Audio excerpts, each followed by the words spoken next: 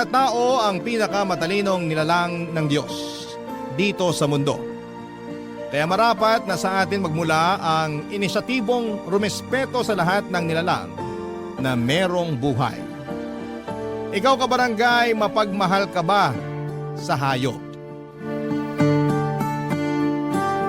Dear Papa Dudut, ang sabi ng paborito kong teacher noong high school, ang buhay daw natin sa mundo ay mayahalin tulad sa isang paglalakbay, kung saan ay walang katapusang landas ang ating tatahakin bago tayo dumating sa ating kamatayan. At sa bawat landas na ating daraanan ay meron tayong makikilala na magiging bahagi ng ating buhay. Malaki man o maliit ang parte na kanilang gagampanan. Bago ko ipagpatuloy ang pagbabahagi ng aking kwento, pabati muna ng isang magandang tanghali sa mga bumubuo ng Barangay Love Stories. Tawagin niyo na lamang po ako sa pangalang Pabian, avid listener at kabarangay from GMA Cavite. Isa akong private employee at nasa edad 40 na. Ang kwento na ibabahagi ko ay tungkol sa pagmamahal ko sa mga hayop. Bata pa lamang ay palagi na akong nag-uuwi sa bahay namin ng mga ligaw na tuta o kuting, dahilan para madalas magalit sa akin ang nanay Cynthia ko. Magsisimula ang aking kwento taong 2006, nasa 22 years old na ako at graduating sa kolehiyo.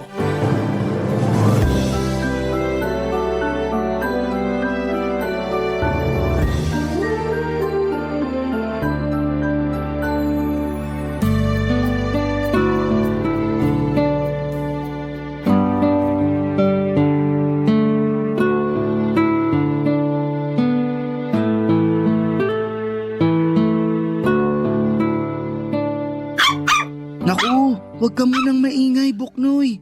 Baka marinig tayo ni nanay. Kulit talaga. Pabian, bakit may dala kang tuta? Nay, binigay lang po sa akin si Buknoy nung may-ari ng tindahan na lagi nating inuutangan. Bakit mo naman yan tinanggap? Namatay daw po kasi yung nanay ng mga tuta, kaya pinamimigay na niya. Hindi na raw po kasi nila kayang alagaan. Sana hindi mo na lang tinanggap. Kawawa naman po. Saka kamukha siya nung namatay kong aso na si Bogart. Tingnan nyo, pareho sila ng kulay. Wala akong pakialam kahit pakamukha niya ni Bogart o si Bogart pa yan. Alam mo namang ayoko ng mga aso rito sa pamamahay natin pero ang tigas talaga ng bumbuna mong bata ka. Hindi na po ako bata. 22 years old na po ako. Bakit hirap na hirap kang intindihin na ayoko nga sabi ng alagang aso o pusa sa bahay natin? Pasalamat ko na nga lang noon nawala na si Bogart tapos nag-uwi ka na naman ng panibagong konsumisyon. Patigilin mo nga yung tuta na yan. Shhh! Huwag mo nang tawalan si nanay, Buknoy. At nakuha mo na talagang pangalanan niyang tuta na yan, ano? Hindi ka ba talaga nakikinig sa akin, Pabian? Nakikinig naman po, pero wag niyo naman po sanang paalisin si Buknoy. Wala na siyang mapupuntahan. Kawawa naman po siya. Anong kawawa? Anong wala mapupuntahan? Tuta lang naman yan. Mabuti sana kung sanggol yan, baka naawa pa ako at payagang kang kupkupin natin.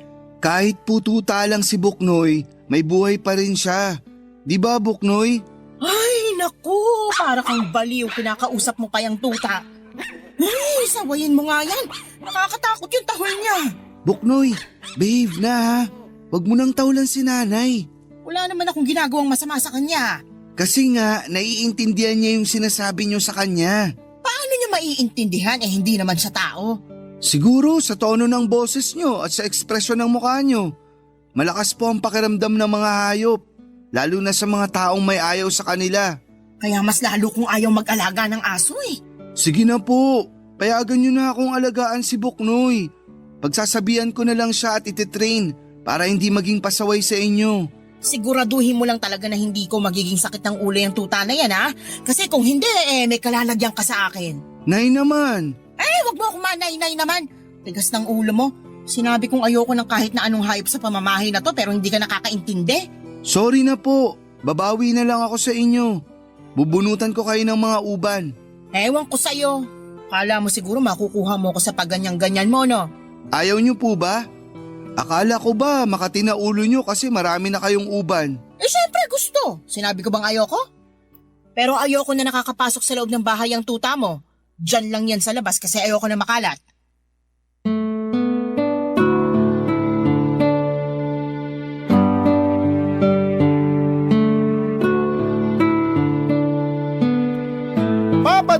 hindi mahiling mag-alaga ng kahit na anong hayop ang nanay ko. Makalat daw kasi lalo na kapag naglalagas ang balahibo at kung saan-saan umiihi at dumudumi. Mapanghirin daw, ginagalis kaya pati siya ay nangangati. Magastos din, alagain pa. Para ka raw nag-anak. Maingay kahit wala namang bisita at naninira pa ng gamit. Ganon kasi ang karanasan namin sa dati kong alagang aso na si Bogart. Tanda ko pa na binigay lang sa akin yon ng matandang magbubuti na nakasalubong ko dahil nanganak daw ang aso niyang babae. Sa kabila ng pagkaayaw ng nanay kay Bogart ay inalagaan ko pa rin siya at tumagal din siya sa akin ng 3 taon bago nasagasaan at namatay.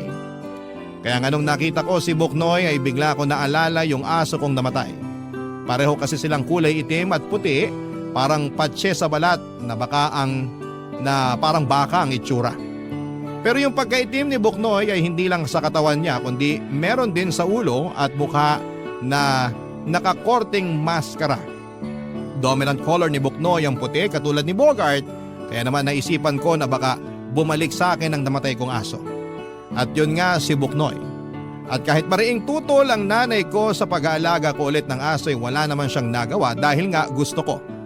Pero syempre sa labas natutulog si Buknoy bali ginawan ko na lamang siya ng bahay-bahayan sa bakuran namin para hindi siya maarawan at maulanan. Lagi kong binibilinan si Buknoy na mag-behave lalo na pag nasa eskwelahan ako. Bukod kasi kay nanay ay mainit siya sa mata ng tatay-tatayan ko. Mabilis na lumipas ang 2 taon. Malaki na si Buknoy at marami na rin mga nangyari sa akin at isa na nga doon ay ang nakapagtapos na ako sa college. Nagtatrabaho na ako noon sa private company sa Quezon City nang isang gabi. Nang pauwi ako ay nakita kong nakikipag-inuman ng stepfather ko kasama ang mga kabarkada niya sa tapat ng bahay ng isa nilang kaibigan. Inalok pa nga nila ako na tumagay pero tumanggi ako. Ewan pero aandap-andap sa kaba ang dibdib ko sa hindi malamang dahilan. Agad kong hinanap si Buknoy pagka-uwi ko sa amin pero nagtaka ako ng walang aso na tumahol sa akin. At gano'n na lamang ang gulat ko nang makumpirma kong wala siya sa bahay-bahayan niya at nakatanggal din sa leeg niya ang kanyang collar. Doon ko na nga tinanong ang nanay ko tungkol sa kung nasaan ang alaga kong aso.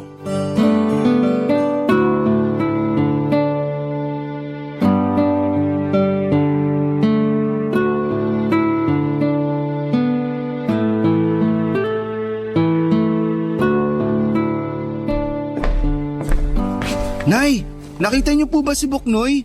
Hindi ka pa nga nakakapagmano sa akin si Buknoy na agad hanap mo? Magmano ka muna! Sorry, Nay. Mano po? Nagugutom ka na ba? Pinagtabi kita ng ulam, nandyan sa may mesa, sinasakluban ng platito. Masarap yan, kaldereta. Kaldereta? May pambili na po kayo ng pangkaldereta? Ha? Aba oo. Dumilihensya yung tatay mo kasi wala ka pa namang binibigay na sweldo. Kasusweldo ko lang po, Nay. Sa katapusan pa ako ulit sa sweldo. Ang tagal naman. Buti na lang talaga masarap pa yung ulam natin ngayon. Hindi niyo pa po sinasagot kung nasaan si Buknoy. Bakit ba kasi sa akin mo hinahanap yung aso mong yon? Kasi kayo po yung nandito sa bahay natin. Malamang sa inyo ko siya hahanapin. Kasi Ano pong nangyari kay Buknoy? wala na. Binenta na ng tatay mo dun sa kaibigan niya. Binenta? Bakit niya po binenta? Nakursa na dahan Kamukha raw nung aso mo yung paboritong aso ng misis niya. Namatay na yung kanila sa sakit nung nakaraang taon. Kaya ayun, inalok na lang ng tatay mo yung aso mo. Kaya hindi si Buknoy ang kalderetang ulam natin ha. Wala naman po akong sinabi na si Buknoy to ah. Wala nga, pero mga tinginan mo mapanghusga. Baboy yan. Binili ko sa palengke nung binigyan ako ng tatay mo ng pera. Pero bakit niyo po inayahan na ibenta ni tatay si Buknoy? Hindi niyo man lang ba siya pinigilan? Pinigilan naman. Sinabi ko na aso mo yun at dapat magpaalam muna sa'yo kaso hindi nakinig yung tatay mong yun. Pupuntahan ko po siya. Lagot siya sa akin. Ano? Hoy Fabian! Wag mong gagawin yan! At bakit po hindi? Dapat malaman ni tatay na mali yung ginawa niya. Aso ko si Buknoy at hindi ko siya binebenta. Kilala mo naman yung tatay mo, di ba? Pumapatol yon kahit kanino, lalo na pag napasukan ng alak ang sistema. Kaya kung ayaw mong malumpo at gumapang sa semento habang putok ang labi at naliligo sa sarili mong dugo, pumirmi ka na lang dito sa bahay natin. Pero Nay, kailangan ko hanapin si Buknoy. Kailangan ko siyang mabawi dun sa bumili sa kanya. Ang alam ko, lumuwas na sa Maynila yung nakabili kay Buknoy. Bumisita lang naman yung dito sa atin eh. Hindi ko na alam kung saan sila nakatira kaya wala na rin saysay na hanapin mo pa yung aso mo. Tsaka aso lang naman si Buknoy. Hindi naman siya tao kaya huwag ka na mag-aksaya ng lakas. Alibasa, hindi kayo ang nag-alaga at nagmahal kay Buknoy kaya ganyan kayo makapagsalita. Hindi niya kailangan maging tao para mahalin. Ay, basta. Para sa akin, aso lang si Buknoy kaya hindi ko siya pag-aaksaya ng panahon na hanapin pa. Magpasalamat ka na lang kasi napakinabangan natin siya. Kumita tayo, di ba? Ayan, may masarap tayong ulam dahil sa kanya. Tsaka, dog lover naman yung nakabili sa aso mo. Nangako siyang aalagaan niya si Buknoy. Hirap sa'yo, masyado ka madrama. Pangarap mo ba mag-artista? Kairita ka.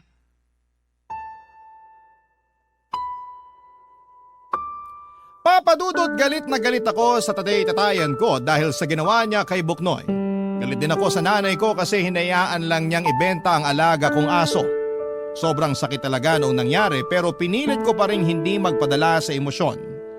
Kilala ko kasing walang sinasanto ang tatay-tatayan ko kaya mas pinili ko na lamang na manahimik at kimkimin ang kalungkutan dahil sa nangyari sa alaga ko.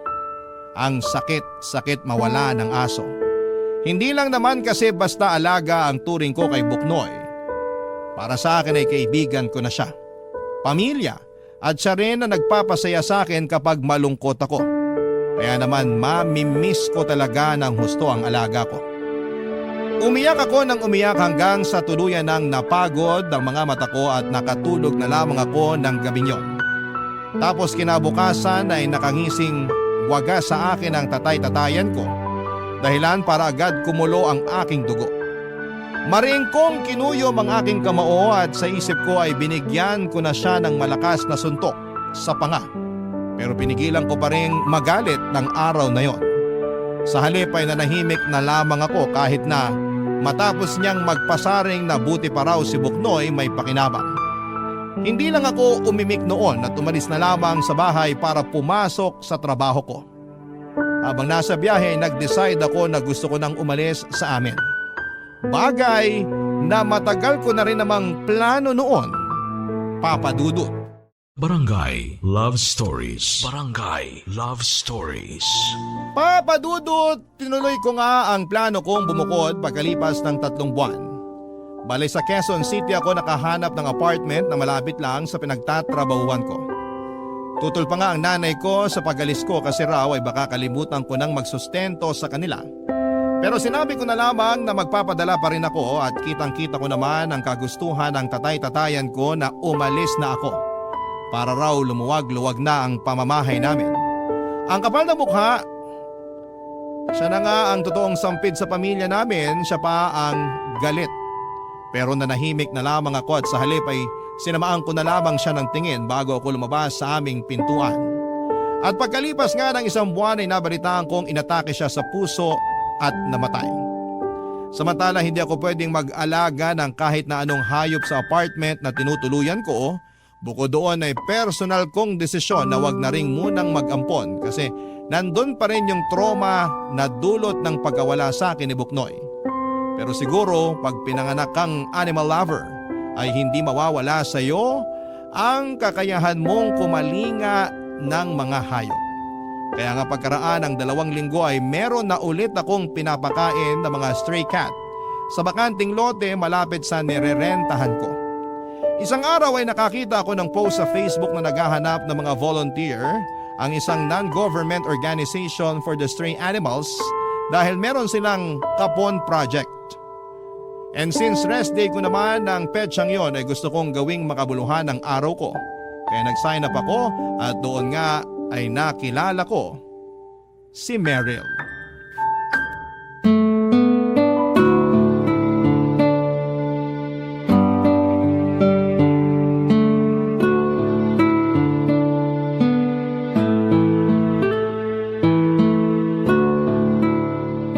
Hi, Meryl, tama? Oo, tama. Ikaw si Pabian? Oo. Tubig, gusto mo? Sige, salamat. Sakto nauuhaw na ako.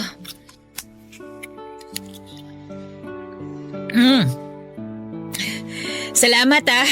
Salamat dito sa tubig. Welcome. Pwede bang makipagkwentuhan muna since break time naman? Oo, pwede. Ang busy natin kanina pero masaya naman ako kasi marami ang nagpa-register at nag-participate sa Kapon project natin. Oo nga eh. Pero may ilan pa rin sa mga nagpa-register na hindi pa nakakapunta. Baka mamayang hapon pa yung iba, tirik pa yung araw eh. Baka tinatamad pa silang lumabas. Pero sana makapunta sila, no? Kasi sayang naman yung opportunity na makapun ng mga alaga nilang aso at pusa. Oo nga eh. Saka ako mismo na-amaze kasi hindi ko alam na necessary pala nakapunin ng mga alaga nating aso at pusa. Oo, kailangan talaga yon. May mabuting benepisyo sa kalusugan ng mga alaga natin ng pagkakapon. Makakaiwas sila sa mga malalang sakit kasi hindi na nila kailangan pang magbuntis, di ba? Hindi na rin sila maglalalayas ng bahay. Alam naman natin na delikado silang magpag-alagala yung mga alagang aso at pusa, di ba? Nakakalungkot na karamihan sa kanila nasasagasaan lang sa kalsada. Kaya nga mas lalo akong bumilib sa project ng organization natin. First time mo lang ba makapag-volunteer sa mga ganito? Oo eh. Naku, sigurado ako na pag may chance, uulit-ulitin mo yung pag-attend sa mga ganitong event. Ako kasi animal lover talaga ako eh. Kahit nung high school pa lang ako, nag-volunteer na ako sa barangay namin. Actually, kahit saan na may ganitong event na malapit lang sa amin. Ang sarap kasi sa feeling na nagagawa ko yung mga bagay na gusto ko. Nakakatulong pa ako sa community. Wow! Dahil sa sinabi mo, lalo akong na-inspire na mag-volunteer. Diba? Ang fulfilling. Oo nga eh. Saka katulad mo, animal lover din ako. Ay talaga ba? Oo. May mga stray cat nga akong pinapakain malapit sa apartment na nirerentahan ko. Hindi ko kasi sila pwedeng kupkupin dahil bawal. Baka palayasin ako ng landlord namin. May mga tao talagang ganun, ayaw sa mga hayop kasi raw marumi, maingay, makalat. Pero deserve rin nilang tratuhin ng maayos, alagaan at mahalin. Wala naman silang pinagkaiba sa mga tao eh. Parehong may buhay at damdamin. Kaya parehong mahalaga din. Sinabi mo pa. Gusto mo bang malaman kung anong pangarap ko? Sige, kung sasabihin mo. Pangarap ko na magkaroon ng sariling farm. Tapos patitirahin ko rin yung mga stray animal. Wow, magandang pangarap nga yan. Sana balang araw matupad mo. Sana talaga. Sa ngayon kasi mukhang imposible pa eh. Naniniwala naman ako na walang imposible basta mabuti yung hangarin mo. Nakikita ko naman kung gaano ka kadedikado. Pakiramdam ko kasi pinanganak ako para ibahagi sa mga hayop yung pagmamahal na meron ako. Hindi katulad natin, wala silang kakayahang magsalita para masabi na nahihirapan na sila, nasasaktan na sila o kaya naman napapagod na. Mabilis talagang natutunaw ang puso ko pag may nakikita akong mga aso o pusa sa lugar namin na sinasaktan, sinasabuyan ng kumukulong tubig kasi nagnakaw daw ng ulam. Hindi naman nila yung gusto eh. Gutom lang sila. Kesa naman saktan, pakainin na lang nila, di ba?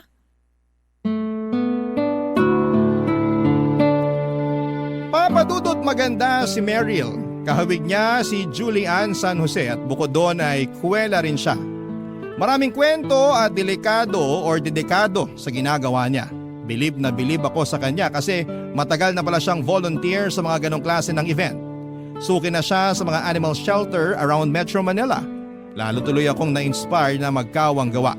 Masaya ako na nakilala ko siya noong araw na yon, kaya bago kami naghiwalay ay nagpalitan muna kami ng numero. At doon na nga nagsimulang mamukadkad at umusbong ang aming pagkakaibigan na nauwi sa pag-iibigan. Naging kami ni Meryl at makalipas ang 2 taon ay nagpakasal po kami. Malak na namin magka-baby pero hindi kami binayaan kaagad. 3 beses nakunan si Meryl dahil sa kondisyon ng matres niya. Pero hindi pa rin kami nawala ng pag-asa na balang araw ay mararanasan naming maging magulang. Nag-focus na lamang muna kami sa pagtupad ng iba pa naming mga pangarap. Katulad na lamang ng pagkakaroon ng sariling bahay at natupad naman yon makalipas ang 3 taon. Makalipas ang 1 buwan pagkatapos naming lumipat sa bahay namin, hindi ko malilimutan yung mga sumunod na tagpo.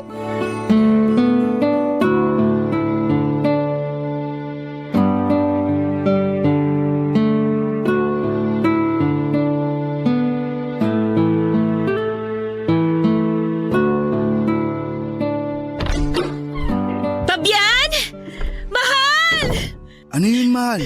May nangyari ba? Meron! May nangyari!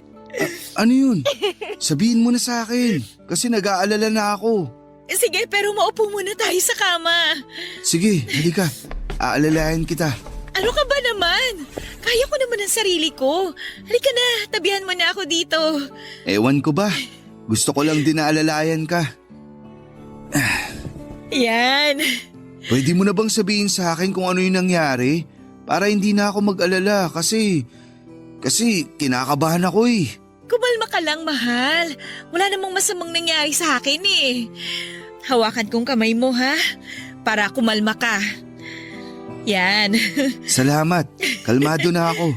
Unang-una, gusto ko lang magpasalamat sa'yo kasi kahit na ang dami na natin pinagdaanan, nasa tabi pa rin kita at hindi mo pa rin ako iniiwan. Bakit ko naman gagawin yun sa'yo? Mahal kita. At mahal din kita. Naisip ko lang na maraming mag-asawang naghihiwalay kasi hindi magkaanak yung babae.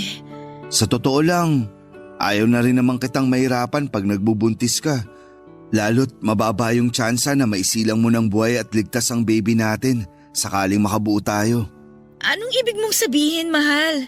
Naisip ko na hindi ko na lang pipilitin na magkaanak tayo kasi mas hindi ko kakayanin na malagay naman sa alanganin ang buhay mo. Huwag mo sanang masamain ha.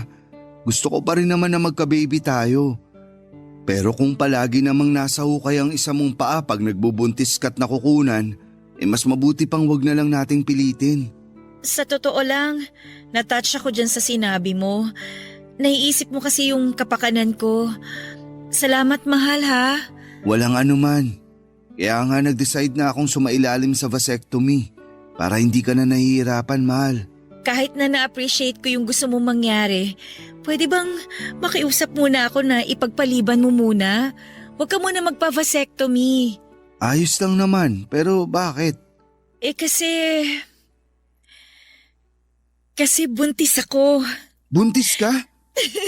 Oo! At gusto ko pa rin na ituloy pa rin natin to. Malay mo, ito na pala yung hinihintay natin na anak na sa wakas ay binigay na sa atin ng Panginoon. Oo, sige mahal. Subukan pa rin natin. At sana nga tama ka na siya na ang anak na para sa atin. Mahal na mahal ko kayo ng magiging anak natin. Mahal na mahal ka rin namin. Salamat sa pagiging mabuting asawa sa akin at tatay sa magiging anak natin.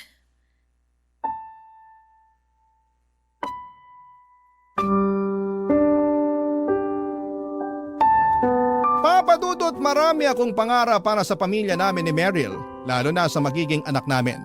Kaya malaking biyaya talaga na sa wakas ay dininig ng Panginoon ang panalangin namin gabi-gabi na magkaroon ng supling. Nangako kami ni Meryl sa isa't isa na aalagaan namin ang aming anak at iyon na nga ang ginawa namin. Iningatan ng asawa ko ang pagbubuntis niya.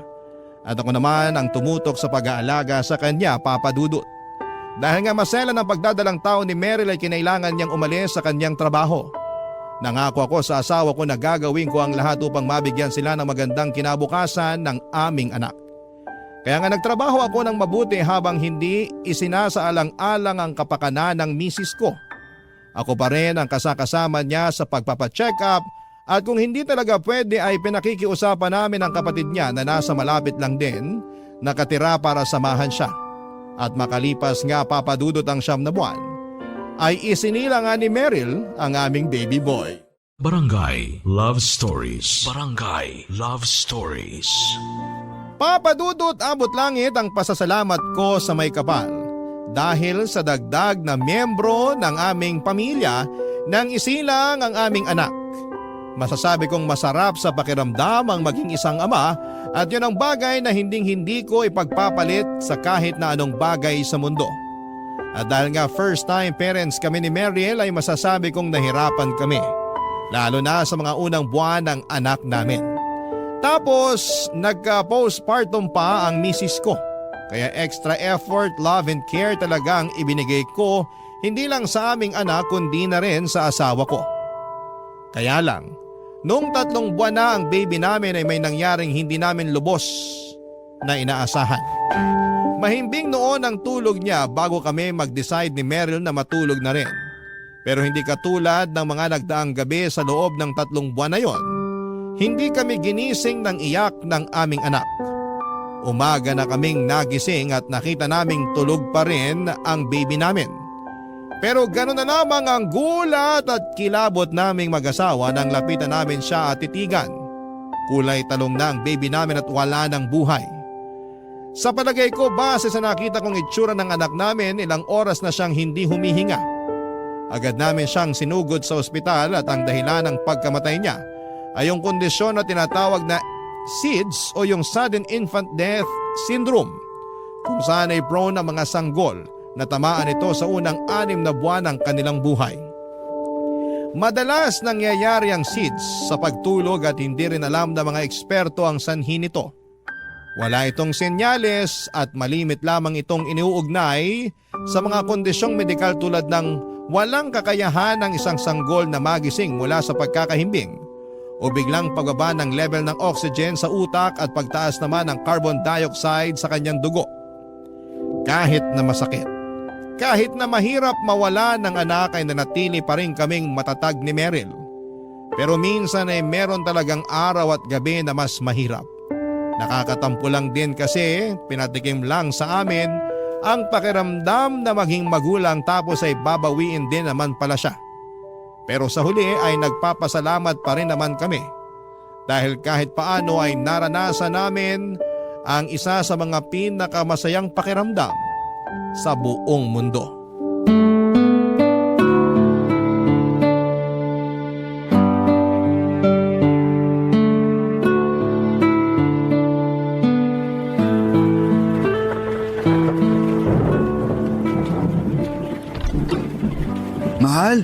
Mahal, dali, halika. May ipapakita ako sa'yo. Ano yun, mahal? Hala, tuta! Oo, pero pwedeng pakikuha ang tuwalya. Basang-basa siya eh. Lakas ng ulan sa labas. Sige, tika. Nilalamig ka ba? Oh, ito na yung tuwalya. Akin na muna yung tuta. Magpunas ka na rin, mahal. Sige, mahal. Ang cute-cute naman ito. Saan mo ba siya nakuha? Bigay sa akin ng janitress namin. Nanganak kasi yung aspin na inaalagaan niya dun sa office. Hindi na raw niya kayang alagaan kasi nga marami na. Kaya ayun, pinamigay na niya. Hindi naman ako humingi pero nakiusap siya sa akin na kung pwede ko raw ampunin na lang. Kinuha ko na rin kasi naawa naman ako nung nagkatinginan kami. Oo nga nakakaawa nga siya. Pero sabi ng janitress namin, yan daw yung pinakamakulit at mahilig maglaro. Hala, mukhang sumasang-ayon siya Oo nga eh. Pero okay lang ba na mag-alaga tayo ng tuta rito sa bahay, mahal? Oo naman. Sa totoo lang, matagal ko na rin gustong mag-alaga ng tuta. Naghahanap na nga ako ng maaampon online Buti na lang inuwi mo tong tuta na to. Ay mahal, ano bang ipapangalan natin sa kanya? May naisip na ako eh. Anong naisip mo? Brownie. Brownie? Kahit kulay itim at puti itong tuta? Oo, para maiba lang. Saka kamukha rin kasi siya ng mga aso ko noon na sina Bogart at Buknoy. Kaya Brownie para letter B pa rin. Pwede namang Blackie kasi may kulay itim siya. Hayaan mo na, mahal. Brown naman yung ilong niya eh. Di ba, Brownie? Sige na nga. Simula ngayon, ikaw na si Brownie. Alam mo, kahit paano nabawasan yung lungkot ko kasi inuwi mo tong si Brownie. Ewan ko ba? Pakiramdam ko, nagkaroon ako ng anak kahit natuta siya. Yan din yung nararamdaman ko. Kahit nung unang beses ko pa lang siya nakita, para bang nakaramdam na ako ng comfort sa presensya niya.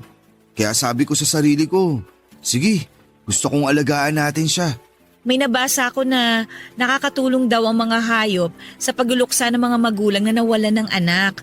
Kaya pangako, aalagaan natin si Brownie na parang tunay nating anak. Oo, mahal. Tingnan mo mukhang naglalambing siya. Oo nga, siguro naiintindihan niya yung pinag-uusapan natin. Naalala ko tuloy noon na palagi kong sinasabi sa nanay ko na naiintindihan ni Buknoy yung mga sinasabi niya. Talaga? Ano ba yung sinasabi niya? Kung gaano niya kaayaw si Buknoy nung inuwi ko. Tuta pa lang din yun. Magkasing laki lang sila ni Brownie. Tapos syempre, ayaw nga ni nanay na mag-alaga kami ng aso. Nagagalit siya kay Buknoy kaya tinatahulan siya nung tuta ko. Seryoso? Oo, kaya ayun, hindi na lang umiimik si nanay. Pero sa akin na lang siya nagbububunga nga. Kasasabi na ayaw nga niya ng tuta sa bahay. Pero wala rin naman siyang nagawa kasi gusto ko talagang alagaan at palakihin si Buknoy. Parang nakwento mo na kamukha siya nung nauna mong aso na si Bogart. Oo, at ngayon naman kamukha nila tong si Brownie. Malakas tuloy yung pakiramdam ko na iisa lang talaga sila. Tapos bumabalik lang sila sa akin sa ibang panahon para makasama ako. Natin. Parang reincarnation. Kung totoo man yung reincarnation, isa lang ang ibig sabihin nun. Mahal na mahal ka ng mga aso mo para piliin nilang mabuhay ulit at hanapin ka. Papadudot malaking bagay ang pagdating ni Brownie sa buhay naming mag-asawa. Siya kasi ang tumulong sa amin habang patuloy pa rin ang pagluluksa namin sa pagkamatay ng aming anak. Minahal namin siya ni Meryl at bilang kapalit ay sinuklian namin yon nang hindi lang doble kundi tripling pagmamahal. Ibang magmahal ang mga hayop, walang pag-iimbot, walang hinihinging kapalit, sila ang pinakamagandang halimbawa ng mga nilalang na marunong magpatawad. Hindi kasi sila nagtatanim ng sama ng loob. Si Brownie ang kasakasama namin ni Meryl ng maraming taon. Inilagaan namin siya, minahal at itinuring na para naming tunay na anak.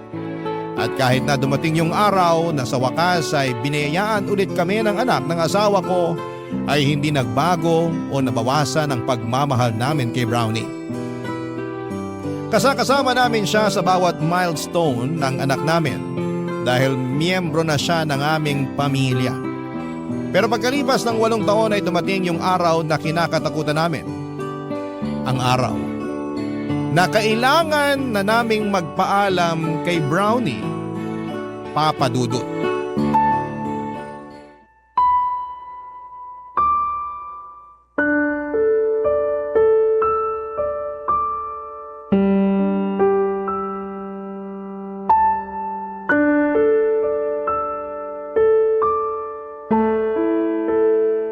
Opo, salamat po. Mahal, anong sabi ng vet? Hindi na raw nila magagamot si Brownie. Kailangan na raw natin siyang puntahan doon para magpaalam. Hindi ko kaya. Ayoko mawala si Brownie sa atin, mahal.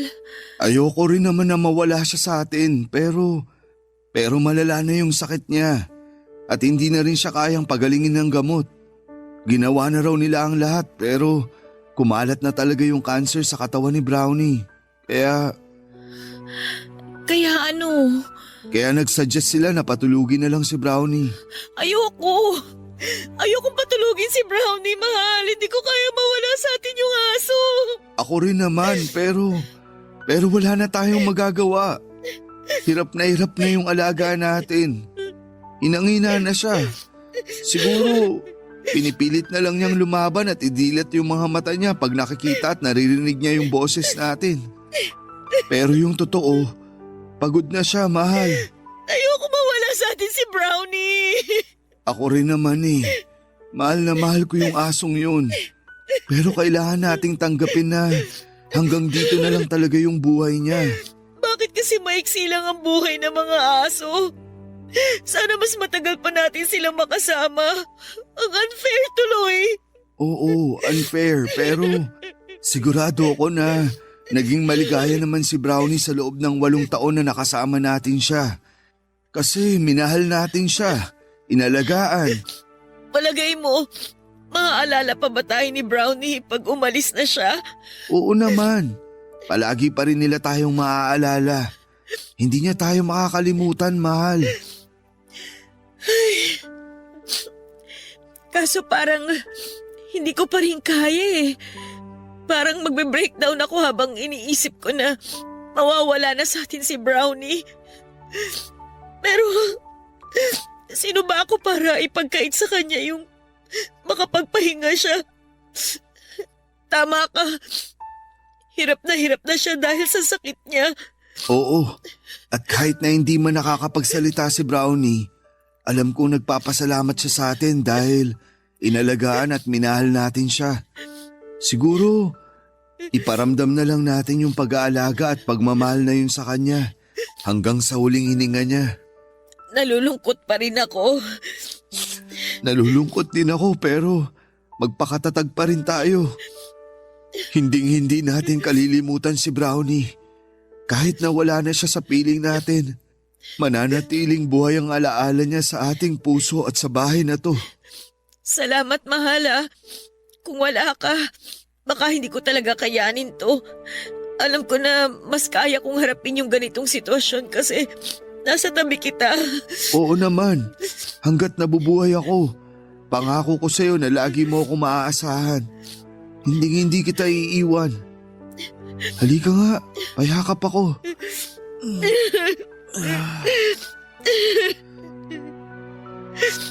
Kumusta ang pakiramdam mo? Tingin mo, kaya mo nang pumunta sa klinik para makita si Brownie? Oo, kaya ko. Kaya lang Ano? ano sa palagay mo? Maganda kaya na patikimin na natin siya ng tsokolate? Gustong-gusto niya kasi yung amoy nun eh. Pero bawal naman sa kanya, di ba? Tingin ko, magandang ideya yun. Sigurado akong magiging masaya siya.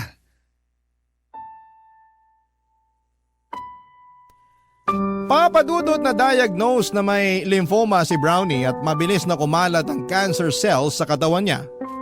Dahilan para manghina ito, papadudot. At sa loob lang ng 4 na buwan simula nang malaman naming may cancer siya, ay hindi na bumuti ang kalagayan niya. Sa huli ay nag-decide na lamang kami ni Meryl na patulugin na ang pinakamamahal naming alaga upang matapos na ang paghihirap niya. At hanggang sa huling hininga ni Brownie ay pinaramdam namin sa kanya kung gaano namin siya kamahal.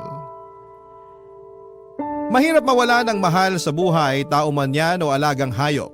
Pero parte talaga ng buhay natin ang kamatayan. At papadudot wala tayong magagawa kundi ang tanggapin yon ng maluwalhati sa ating puso. Kahit na masakit at napakahirap. Iyak kami ng iyak ni Meryl nung nawala si Brownie. Pero alam namin na mananatili siyang buhay sa aming mga puso. Hindi namin siya kalilimutan at iisipin na lang namin na masayang masaya siyang naglalaro sa tulay na bahaghari. Kasama ang iba pang mga hayop na wala na sa mundong ito. Sa kasalukuyan ay maayos ang pamilya namin ni Meryl at hindi pa rin kami tumitigil sa pagbobolontaryo sa mga animal shelter at mga kapon project upang makatulong hindi lang sa mga hayop kundi maging sa komunidad. Kaya nga ang masasabi ko lang ay maging responsableng pet owners tayo, mahalin at bantayan natin ang mga alaga natin. Huwag natin silang saktan, pabayaan o itakwil dahil katulad natin ay mahalaga rin ang buhay na meron sila. Maraming salamat po Papa Dudut sakaling mapili po ninyong basahin ang kwento ko sa Barangay Love Stories. Sana kahit paano ay meron akong nakumbinsing mga kabarangay na mag-volunteer sa mga animal shelter. God bless po sa inyong istasyon at maraming salamat po sa inyong lahat. Ang inyong forever kapuso at kabarangay, Pabian. Pag nagkaanak na tayo ay malaki talaga ang magbabago sa ating buhay. Kasama na doon yung maisasantabi natin ang mga bagay na tipikal nating ginagawa noong dalaga pa tayo at binata. Ikaw kabarangay, handa ka na bang maging magulang? Dear Papa Dudut, good day po sa inyo at sa mga kabarangay na tulad ko. Nakikinig na talaga ako ng Barangay Love Stories simula nung pandemic. Natenga na lang kasi ako sa bahay namin noong nagka-baby ako at naging home baker. Masaya naman ako sa ginagawa ko dahil nakadiskubre ako ng bagong talent sa sarili ko. At grateful din naman ako na naaalagaan ko ang anak ko at nagiging present sa bawat milestone ng buhay niya. Kaya lang ay may mga bagay pa rin akong hinahanap-hanap gawin. Kagaya na lamang ng pagsosolo travel. Kung ilalarawan ko kasi ang sarili ko may pagka-adventurous ako. Pero bago ang lahat ay tawagin niyo na lamang po ako sa pangalang Ina. 30 years old at isang full-time mom. May anak na akong 4 na taon sa kinakasama kong si Edwin. Hindi pa kami kasal kasi ako mismo ang umurong nung nag-iya siya nitong taon lang. May dahilan ako at yon ang gusto kong ikwento sa programa ninyo kaya ako sumulat. Pero bago ang lahat ay bumalik muna tayo noong October 2024 kung saan ay mas ramdam ko na yung matinding pagod bilang nanay sa anak namin. At madalas ko nga yung sabihin sa nanay, cells ako.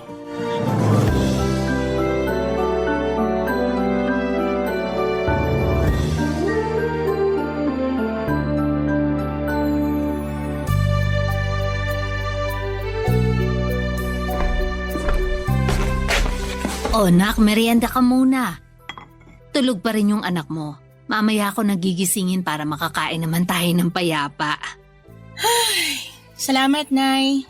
Kunin mo na tong niluto ko maruyang saging at kumain na tayo. Sige po.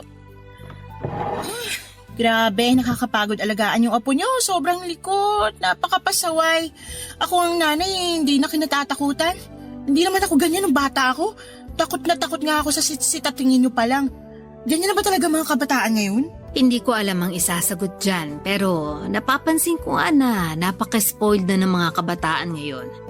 Hindi naman lahat ha, pero karamihan. Halimbawa na lang doon yung apo ng kumare ko, sobrang pasaway daw. Kaya lang malala naman doon kasi naninira ng gamit. Pag hindi nasunod ang gusto, nagdadabog tapos umiiyak ng pagkalakas-lakas. Nakakarindi sabi ng kumare ko. Baka kung kasama nila ako sa bahay lumayas na lang ako sa ingay ng batang yun. Talaga po? Oo, sinasabi ko sa'yo. Sana hindi pa pagod na pagod yung magulang ng batang yun sa kakaalaga sa kanya. Hindi naman siguro. Kasi ano pat nag-anak-anak sila kung mapapagod din sila sa pagpapalaki ng anak nila. Bakit ba ganyan ang tanungan mo? Wala lang, naisip ko lang naman po. O bakit? Napapagod ka na ba mag-alaga sa apo ko? Hindi naman po sa ganon. Hindi raw sa ganun, tono pa lang ng boses mo, pagod ka na.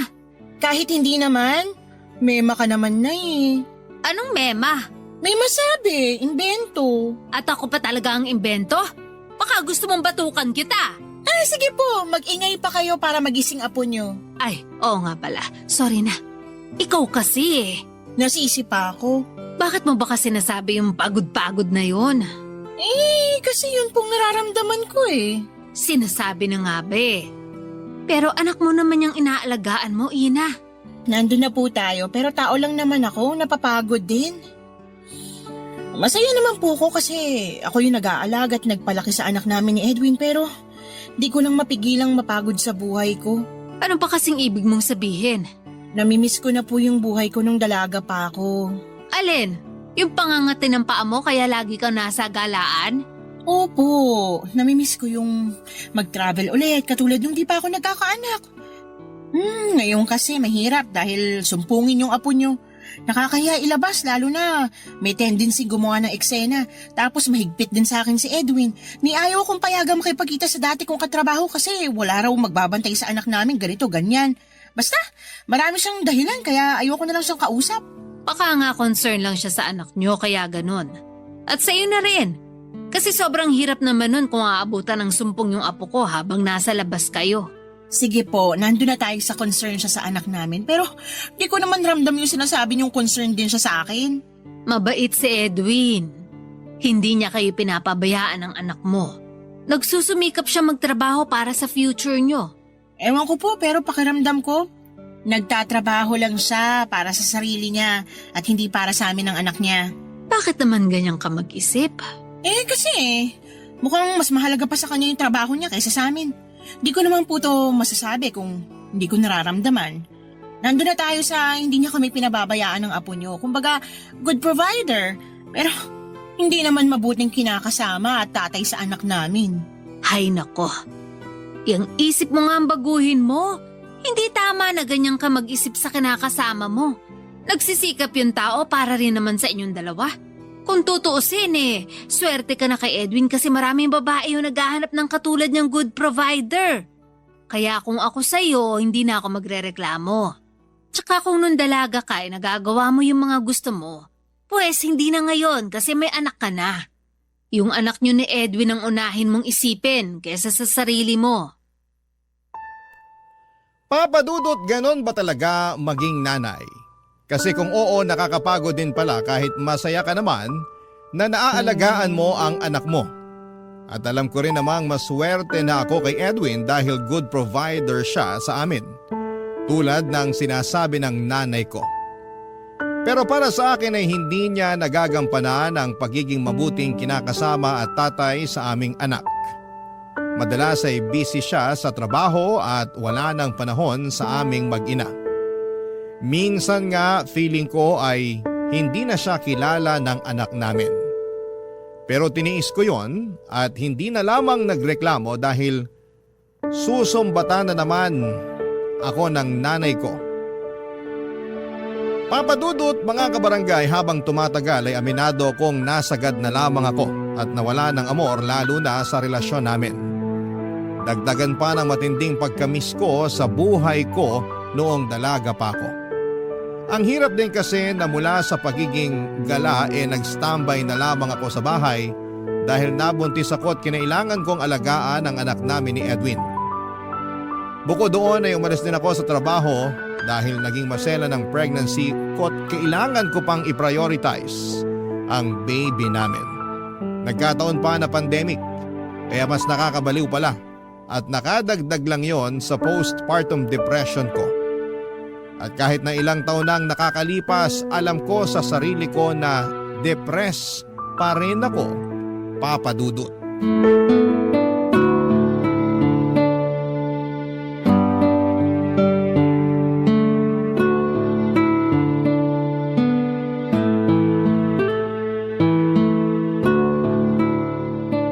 Bakit hindi mo yata ginagalaw yung pagkain mo? Wala akong gana. Wala kang gana? Ikaw naman nagluto niyang ulam natin. Hindi ko naman paborito yung ulam. Ikaw lang naman nag-request niyan kaya niluto ko. Pambihira. Ano na lang uulamin mo kung ayaw mo niyan? Hindi na lang ako kakain. Diba? Sabi ko nga wala akong gana eh. May sakit ka ba? Wala. Ayos lang ako. Hindi ka ayos. Kasi kasasabi mo lang na wala kang gana kahit wala ka namang sakit. Pag sinabi ko naman sa'yo yung totoong dahilan, baka hindi ka lang din makinig katulad ng dati. Ano ba kasi yon?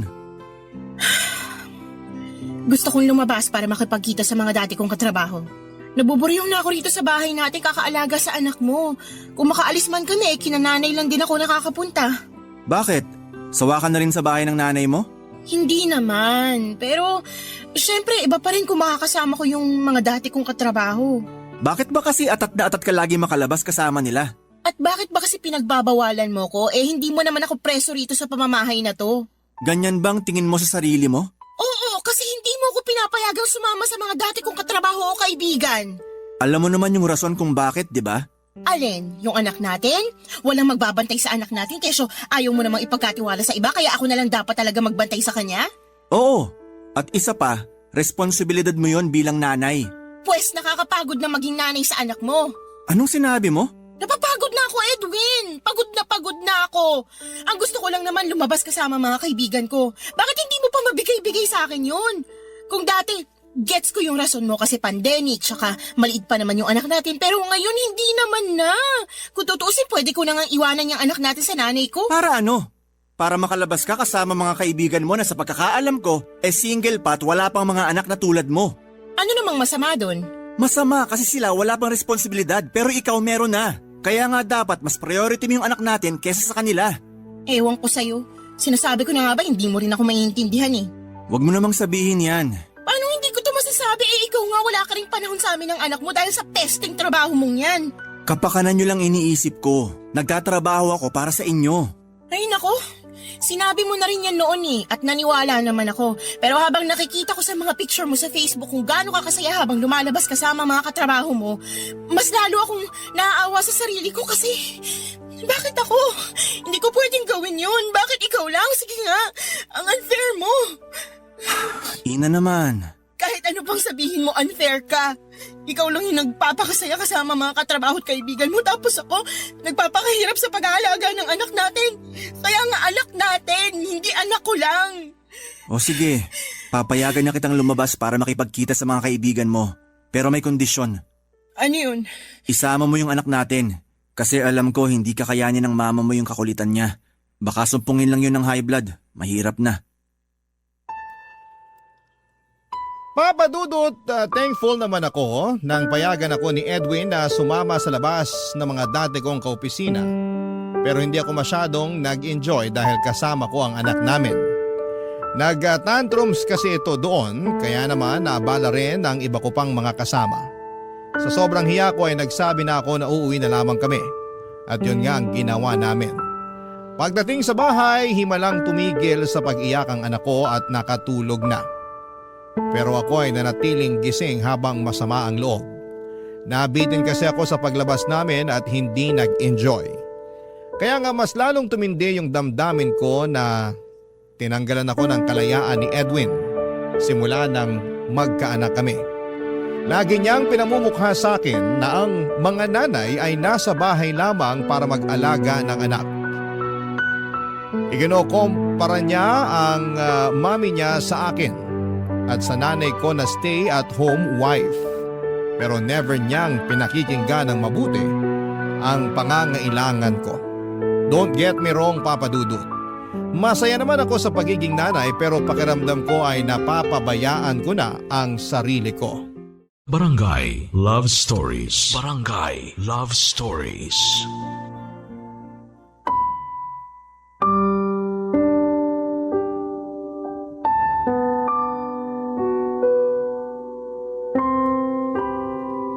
Papa Dudut, lalo lang ako nagkaroon ng hinanakit kay Edwin kaya naman madalas akong umuwi sa bahay ng nanay ko.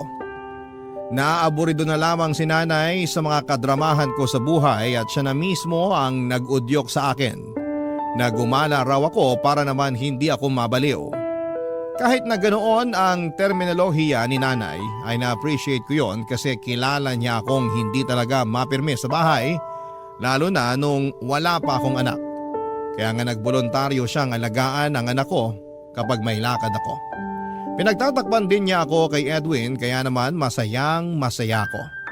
Hindi nga nagtagal ay nakilala ko si Andrew noong minsan siyang sinama ng dati kong katrabaho at kaibigan sa get-together namin. Bago lang daw kasi sa team nila si Andrew at gusto niyang makipag-socialize. Masaya naman ako na makilala siya lalo na at na-attract talaga ako sa kagwapuhan niya. Bukod doon ay tipo ko, yung mga katulad niya na tahimik pero pamatay naman ang ngiti. Marami akong nalaman tungkol kay Andrew ng araw na magkakilala kami. Una na roon ay ang hilig niya sa pagsosolo travel katulad ko. Ikalawa ang kaka-break lang daw niya sa girlfriend niya na nakarelasyon niya ng 5 taon. Hindi talaga mawala sa isipan ko si Andrew at kahit na noong nag-uwian na kami ay malimit ko pa rin siyang tinatanong sa kaibigan ko. Tinukso pa nga ako nito na baka raw interesado ako kay Andrew pero sinabi kong hindi naman dahil nga pamilyado na ako. Isang araw nagkayayaang mag-beach ang mga dati kong katrabaho at gusto nilang sumama ako. Siyempre pumayag ako noong nalaman kong kasama si Andrew. As usual, nanay ko ulit ang nagbantay sa anak ko para malaya akong makaalis. Buti na lang din at nagkaroon ng 5 days seminar si Edwin sa Cebu na related pa rin sa kanyang trabaho, Papa Dudut.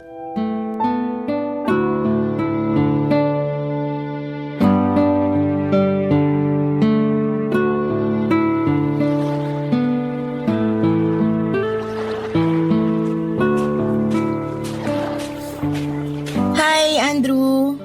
Hello? Ba't naman nag-iisa ka rito? Ano yan? Nagmumuni-muni ka? Ganun na nga. Ang relaxing din kasi ng mga alon. Tapos sakto, malapit na mag-sunset. Oo nga no. Kung ganon, pwede ba ako tumabi sa'yo? Oo naman. Sige, upo ka. Salamat. Naalala ko tuloy nung dalaga pa ako. Mahilig din ako mag-travel kagaya mo. Tapos, meron akong collection sa phone ko na mga picture ng sunset tsaka sunrise sa iba't ibang lugar. Talaga? Oo, hindi lang sa beach kasi meron din sa mga bundok. Hilig mo rin pala mamundok, no? Oo naman. Pero ngayon, ewan ko kung kaya ko pa. Maglakad nga lang ng 1 kilometro, hinihingal na ako eh. Siguro, ganun talaga pag tumatanda. Hindi ka pa naman mukhang matanda. Bolero. Nagsasabi lang ako ng totoo. 30 years old na kaya ako. Pwes, mukha kang 25 years old. Sabi na bolero ka talaga. Hindi nga. Pero pakiramdam ko talaga, doble na yung itsura ko sa edad ko. Bakit naman? Siyempre, nakakahagad kasing maging nanay. Don't get me wrong, happy naman ako na may anak ako pero nakakapagod lang talaga. Lalo pasaway at makulit yung anak ko. Ilang taon na ba yung anak mo? Kaka-4 na taon lang ngayong 2024. Kaya naman pala. Ganyan din yung pamangkin kong 4 years old. Sobrang kulit. Alam mo ba, marunong na yun umakyat sa lamesa namin. Tapos isang beses nahulog. Mabuti na lang di napuruhan. Pero grabe yung kaba ng parents niya. Lalo na yung sister-in-law ko. Kasi rainbow baby nila yun. Talaga? Pero napacheck up naman ba? Oo, at okay naman ang result. Sabi nga namin, baka niligtas siya ng guardian angel niya. Ay, kailangan talaga i-supervise ng parents, lalo na ng nanay yung mga anak na ganyan ka-hyper. Kaya siguro ayaw akong payagan ng mister ko na lumabas-labas kasama mga kaibigan ko dahil walang iba mag-aalaga sa anak namin eh. Ganun ba? Sino nag-aalaga sa anak mo ngayon? Nanay ko. Naaburido na lang kasi yun sa mga kadramahan ko sa buhay kaya pinayagan na akong umalis-alis ng bahay namin. Buti nga nagkaroon ng seminar si Edwin sa Cebu at halos 5 araw siya dun. Ang sabi pa niya mahina raw signal kaya tuwing umaga lang niya ako nakakausap sa cellphone. Ibig sabihin, hindi alam ni Edwin na sumama ka sa beach trip natin ngayon? Tumpak. Pero ayos lang yun kasi di niya na kailangan malaman. Mamaya hindi niya pa ako payagan. Kung ako ang kinakasama mo, papayagan kitang umalis-alis at sumama sa mga gala ng kaibigan mo. Dahil nakakapagod din naman mag-alaga ng anak. Deserve mo na magkaroon ng me time. Talaga? Buti ka pa naisip mo yan. Si Edwin kasi, hindi niya yan naiisip eh. Lagi nung bukang bibig walang magbabantay sa anak namin. Pwede ko namang iwanan at ipaalaga sa nanay ko katulad ngayon. Siya lang yung OA masyado na akala mo talaga may time sa amin ang anak niya pag nasa bahay. Bakit? Wala rin ba siyang oras sa inyo? Oo, kasi kahit rest day niya, inuuwi niya sa bahay ang trabaho. Katwiran niya, nagpapag-good shot daw siya sa management nila kasi candidate for promotion siya. Mahirap talaga kapag mataas ang pangarap mo. Suportado ko naman yung pangarap niya kasi alam ko at nakikita kong may potensyal siya. Sabi nga ng nanay ko, maswerte na ako kay Edwin kasi good provider sa amin ang anak niya. Pero, ewan ko, ako lang siguro yung may problema kasi pakiramdam ko may kulang pa rin.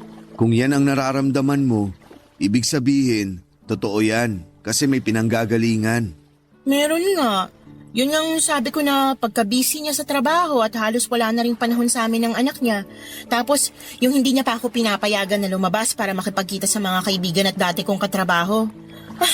Bilang lakwatserang babae nung dalaga pa, mahirap sa akin mag-transition into stay at home at full-time mom. Buti na lang din, natutunan kong mag-home baking para kahit papano meron akong pinagkakaabalahan.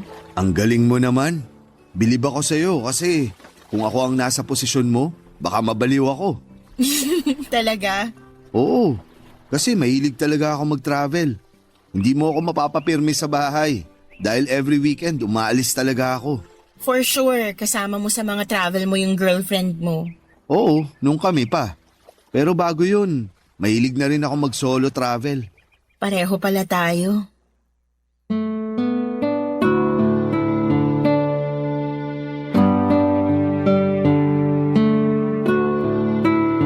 Papadudot sobrang saya ko dahil sa kwentuhan namin yon ni Andrew. Pakiramdam ko ay nakilala ko siya ng husto. At yun na nga papadudot ang naging daan para unti-unti kaming maging panatag sa isa't isa. 2 araw at 1 gabi lang ang beach trip namin.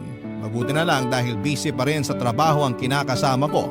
Kaya wala talaga siyang ideya kung nasaan ako.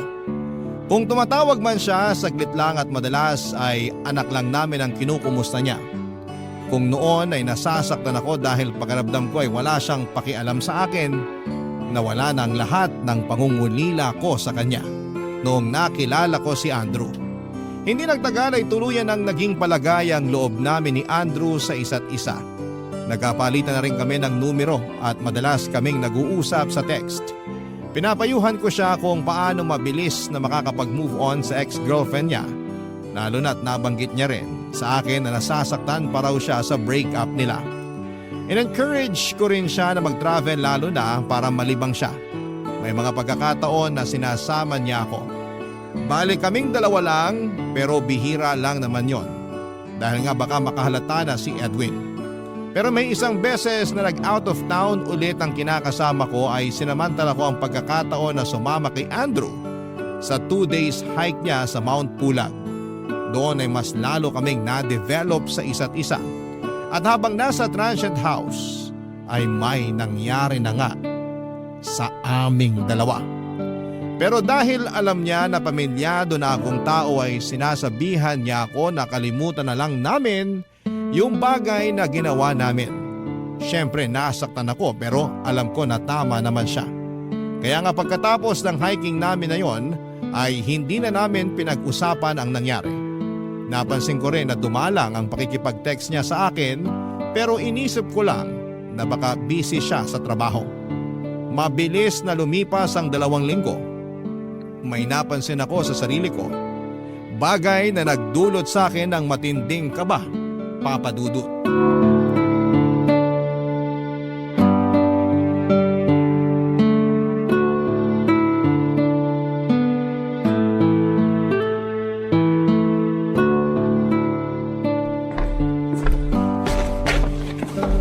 O anak, merienda mo. Ano po yan, Nay? Ano pa nga ba? E di yung paborito mong maruyang saging? Ayoko po yan. Ilayo niyo po sa akin yan. Ala, ayaw mo nito? Opo, ayoko rin ng amoy niya. Nasusuka ako. Grabe ka naman sa maruyang saging ko. Please po, Nay. Ilayo niyo na lang sa akin yan. O sige na, sige na. Ilalagay ko na lang dito sa mesa at tatakpan. Para pag gusto mo na, may makain ka. Hindi ko na po yan kakainin, kaya kung gusto niyo, sa inyo na lang. Lalo, di naman yan masarap pag malamig. Iinitin ko na lang sa oven. Pero ano ba kasi nangyayari sa'yo? May sakit ka ba? Wala naman po, pero hindi lang magandang pakiramdam ko. Kailan pa yan? Simula po kaninang umaga. Wala nga akong gahanang kumain, pero inilit ko lang sarili ko. Pero wala ka namang lagnat. Wala po. Mukha ka nga maputla. Basta gusto ko lang po magpahinga kasi pag tumatayo ako ng matagal o di kaya pag naglalakad ako, nahihilo po ako eh. Baka naman kulang ka sa dugo. Hindi naman po siguro. Ang hirap namang malaman kung anong nangyayari sa'yo. Hindi naman ako doktor. Ayos lang po ako. Siguro ipapahinga ko na lang muna ito ng konti. Di kasi ako makapagpahinga sa ingay ng anak namin kanina sa bahay. Kaya pumunta na ako rito sa inyo. Mabuti na rin yan para makapagpahinga ka. Abala naman yung anak mo sa pakikipaglaro sa pinsan niya, kaya hindi ka nun may istorbo. Sakaling hanapin ka, ako nang bahalang libangin siya. Salamat po talaga, Naya. Salamat saan? Sa pagbabantay niyo sa anak ko. Sa pag-aalaga sa kanya pag umaalis ako. Tsaka sa pagtatakip sa akin kay Edwin. Siyempre, sabi mo kailangan mo talaga ng oras para sa sarili mo. Kaya pinayagan kitang umalis-alis para makipagkita sa mga kaibigan mo. Pero pakiusap ko lang, wag mo namang sanang dalas-dalasan. Kasi baka makahalata na yung kinakasama mo. Hindi na nga po muna ako lalabas, tsaka di naman din nagyayaya mga kaibigan ko. Mabuti kung ganon. Asikasuhin mo na lang muna yung anak nyo kasi namimiss ka na raw niya.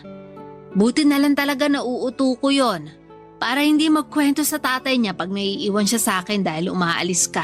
Tiwala naman po ako na hindi magkukwento yung anak ko kay Edwin kasi hindi naman sila close nun. Totoo rin naman yan. Ilag nga rin sa kanya yung bata. Paano hindi iilag? Wala nga siyang panahon sa anak niya. Puro na lang siya trabaho. Yun na lang kaya gawin niyang pamilya. Huwag mo namang sabihin yan. Sasabihin niyo na naman na maswerte ko kay Edwin kasi good provider siya, ganon. Oo. Ewan ko ba naman kasi sa'yo. Bakit iniisip mo pa rin na unfair sa'yo si Edwin? Hindi niya naman kayo pinapabayaan. Iba pa rin kapag may quality time siya sa pamilya namin. Anong malay ko? Dinadahilan niya lang yung trabaho niya sa pagkabisi niya. Yun pala, may iba na siyang inaatupag. At ano namang ibig mong sabihin? Alam niyo na po yun. Santisima ka namang babae ka. Huwag mo nga pag-isipan na masama yung kinakasama mo. Sorry po, di ko lang mapigilan. Kung ano-ano kasing pumapasok sa kukote mo. Sarili mo yung ayus-ayusin mo kasi pamilyado ka na. Maayos naman po ko, tsaka alam ko naman po yun. Ginagawa ko naman ang lahat na makakaya ko para magampanan yung pagiging nanay sa anak namin eh. Pwes gawin mo pa ng gusto. Doble mo para wala na masabi sa'yo si Edwin. Na yun naman eh. Oh, bakit? Kung makapagsalita kayo, halatang mas kinakampihan niyo pa si Edwin kaysa sa akin. Ako kaya yung anak niyo. Alam ko namang anak kita.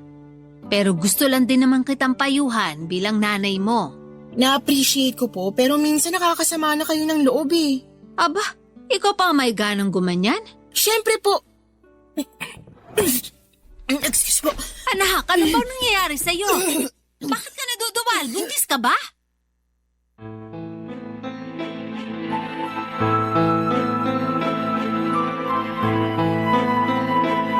Papadudot in denial pa ako na baka tama nga si nanay tungkol sa pagbubuntis ko. Ayoko pa kasi ulit magkaanak at siguradong mananagot ako kay Edwin kapag nalaman niya ang mga pinaggagawa ko. Madadamay pa si nanay dahil kinukonsenti niya ang mga pagalis ko. Pero wala naman siyang ideya na may nakilala na pala akong iba at may nangyari pa sa amin. Kaya nga nilimitehan ko po papadudot ang pag-alis-alis ko dahil baka makahalata na itong si Edwin. Dahil nga in denial pa ako ay inisip ko na baka may sakit lamang ako. Kaya nahihilo ako at naduduwan. Pero nung nagkalakas ako ng loob na mag-pregnancy test, nalaman ko na positive ang resulta. Buntis nga ako at sigurado akong si Andrew ang ama papadudot. Gulong-gulo ang isipan ko ng mga panahong yon. Naiyak na lamang ako dahil sa takot at frustration nang malaman ko ang kinahinatnan ng paglalaro namin ng apoy. Sinisisi ko rin ang sarili ko dahil nagpadalos-dalos ako ng mga desisyon kaya sinisingil na ako ng tadhana bilang kabayaran sa mga nagawa kong kasalanan, sa mga nagawa kong kapusukan, papadudot. Barangay Love Stories. Barangay Love Stories. Papadudot, alam kong hindi ko maitatago habang buhay ang ipinagbubuntis ko. Kaya naman nag-isip ako ng paraan kung paano ko sosolusyonan ang problema ko. Doon ko na nga naisip na bakit ako lang mag-isa ang namumroblema samantalang dalawa kami ni Andrew na gumawa ng batang dinadala ko. Nag-decide ako na ipaalam sa kanya ang sitwasyon ko at umaasa ako na tutulungan niya akong mag-isip ng plano kung paano malulusutan ang pagbubuntis ko. Pero bigla na lang naglaho na parang bula itong si Andrew. Dahil hindi na siya nag-reply sa mga chat at text ko. Tinanong ko na siya sa kaibigan ko na katrabaho niya. Doon ko napag-alaman na nag-resign na pala si Andrew sa pinagtatrabahuhan nila. Ayon pa nga sa chismis, may magandang offer daw ito sa abroad na matagal nang hinihintay at nung sa wakas ay nabigyan na siya ng pagkakataon ay agad-agad siyang umalis sa pinagtatrabahuhan niya. Ganon na lamang ang kaba ko kasi aalis na si Andrew ng bansa samantalang kailangan niya pang malaman ang pagbubuntis ko. Mabuti na lang at sinabi sa akin ng kaibigan ko kung saan siya nakatira dahil kako may importante lamang akong sasabihin sa kanya. At agad-agad ko na nga siyang pinuntahan sa apartment na nirerentahan niya papadudot.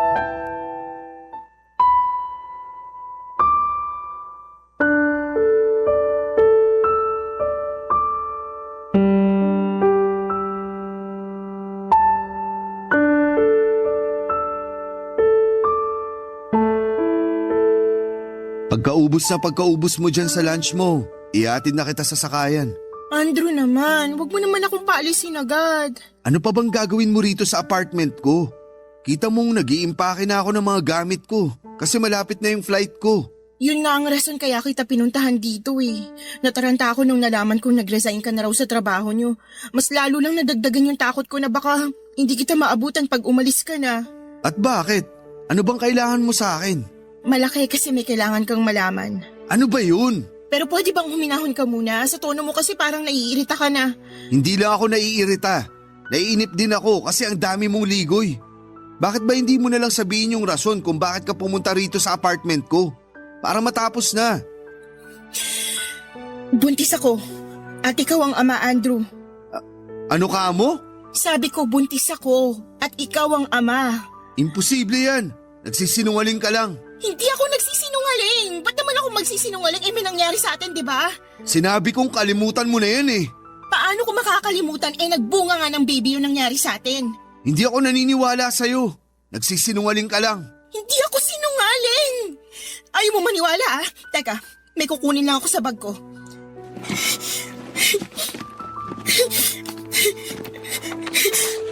Ultrasound ko yan. Galing sa OB nung nagpa-check up ako kahapon. Sabi dyan buntis ako. Ayan nga yung heartbeat ng bata. Oh, tingnan mo. Ayoko. Hindi pa rin ako naniniwala sa'yo. Kasi may kinakasama ka. Malay ko ba kung anak nyo pala ni Edwin? Tapos gusto mo lang ipakargo sa akin. At bakit ko naman gagawin yun sakaling sa amin nga ni Edwin ang bata? Kasi may gusto ka sa akin. Ano? Akala mo siguro tanga ako para di ko maalata na gusto mo ako, no? Kaya nga nung nasa bundok tayo, kung makalingkis ka sa akin, wagas. Tapos nalaman ko rin sa kaibigan mo na katrabaho ko na marami ka raw inaalam sa kanya tungkol sa akin. Kaya doon ko nasabi na gusto mo nga ako. Ano naman kung totoo may gusto ako sa'yo? Sa mas naramdaman ko yung concern mo sa akin kaysa sa kinakasama ko Mas ikaw pa nga yung nakakausap ko ng madalas kaysa sa kanya. Pero hindi pa rin sapat na dahilan yun para ipaakaw mo yung anak nyo sa akin. Hindi niya anak tong dinadala ko, anak natin to. Paano nga ako makakasiguro? Kasi wala namang nangyayari sa amin Matagal na simula nung huling beses na pumayag akong galawin niya ako. Ikaw lang yung nakagalaw sa akin kaya alam ko. Tiwala ako na ikaw ang ama ng baby na nasa tiyan ko. Pero ayoko pang magkaanak, Ina. Hindi pa ako handang maging ama. Ano sinabi mo? Ayoko pa. Lalo ngayon na may opportunity ako na makapag-abroad. Saka isipin mo nga, pag nagkaanak na tayo, paano na ako makakapag-travel?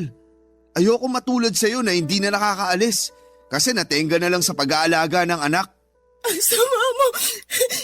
Napakasama mo! Tawagin mo na akong masama kung gusto mo. Pero sana irespeto mo yung desisyon ko. Isa pa, alam mo na posibleng magalit sa'yo ng gusto si Edwin pag nalaman niya ang totoo. Kaya nasa sa'yo kung hahayaan mong masira ang pamilya nyo kapag pinangatawanan mo ang pagbubuntis mong yan. O habang maaga pa, ipalaglag mo na yung batang dinadala mo. Papadudot, hindi ko inaasahan na ganon ang magiging reaksyon ni Andrew matapos niyang malaman na buntis ako sa anak namin. Ang sakit-sakit marinig na mga sinabi niya kung paanong hindi niya matatanggap ang bata at ang masahol pa ay nung sinabi niyang may choice naman akong ipalaglag ang baby namin kung ayaw kong masira ang pamilya namin ni Edwin.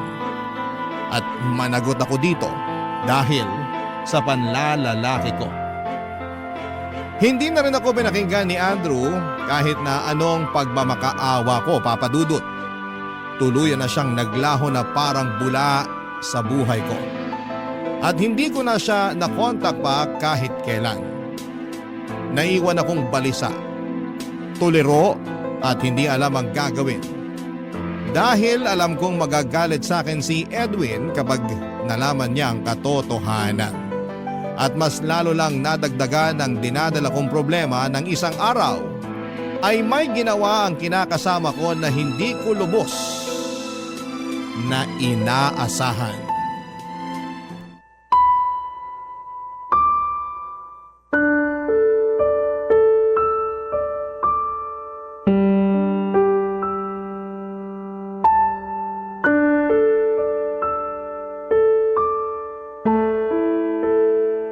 Will you marry me? Ano?